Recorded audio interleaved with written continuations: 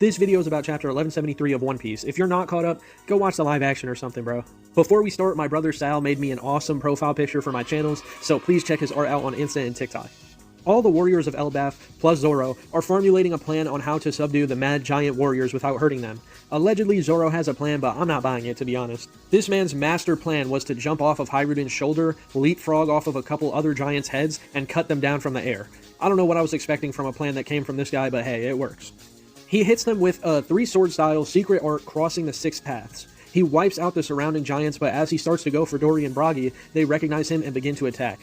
He slips out of the way, and the captains of the giant warrior pirates clash with each other, breaking their shields. Elsewhere on Elbaf, we finally get to see more of my goat, Brook. He's completely wrapped up in her arrow powers, and is inching towards Gunko when he says, "Is that you, Princess Shuri?" She looks over at him, and a heartbeat sound effect is shown on the panel as she's remembering him.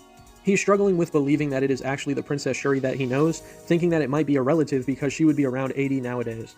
As we know, it is very possible that it's her, and based on Imu's reaction to Brook jogging her memories, I believe he's correct. He says that he never wanted to see her again because she supposedly murdered her father, who was a man Brook owed his life to. I think this is setting up a Loki parallel between them, and we'll find out that she was framed for her father's murder, or the situation is misunderstood. Imu's voice rings throughout Gunko's head. "Gunko, is thy memory coming back?" But before Imu can take full control of her, she tells Brook to run and frees him of her arrows. Gunko begins to say something to Brook, but Imu isn't taking this act of defiance lightly, and fully controls her before all the arrows can come off of Brook, so his left leg is still wrapped up. Brook stands his ground, telling her he came to finish what he started, but he wants to know what she became in his absence. Imu is in full control now, rushing at Brook, clashing with his shield, asking him who he is to Gunko.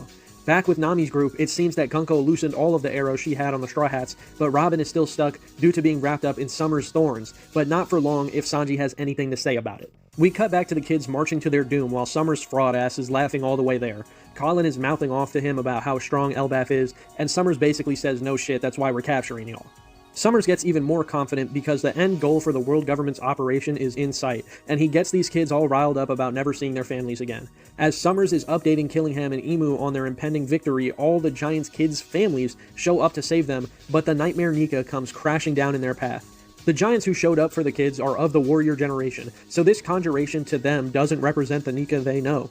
They all attack the Nightmare, so it pivots to attacking the children.